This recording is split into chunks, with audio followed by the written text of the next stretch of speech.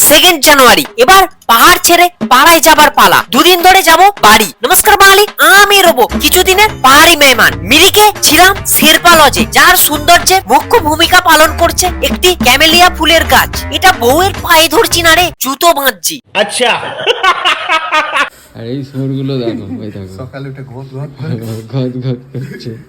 এটা আমাদের বড় সুর। তাই একটা সুরানি, দুয়োরানি হয় না, এটা সুরানি। উপর থেকে নিচের লেকটা একবার দেখো। শুধু উপর থেকে দেখলে হবে, চলো নিচে গিয়ে দেখি। সকালের শান্ত পরিবেশে লেকের আলাদাই সৌন্দর্য। ব্যাস, গান চালু তো আমরাও চালু।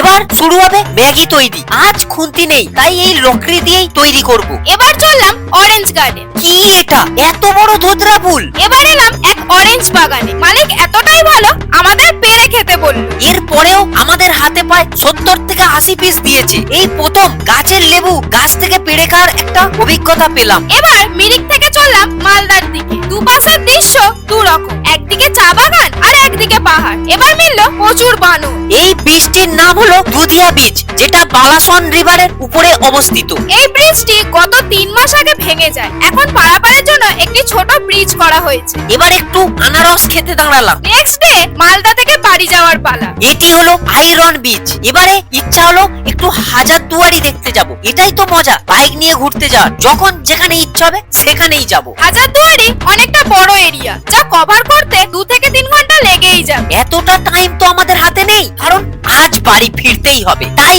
গেট থেকেই চলে গেলাম। এবার এলাম টি বার ক্যাফেতে, যেখানে বিরিয়ানি আমাদের খুবই পছন্দের এবং সার্ভ করে খুব দারুণ ভাবে। বিরিয়ানি খেয়ে আবার রওনা দিলাম। তখন বাড়ি এলাম, তখন বাজে 10:30। এখানেই শেষ এই দার্জিলিং সিরিজ। এমন ভিডিও পেতে কি করছো, তাড়াতাড়ি ফলো করো। ওকে, বাই।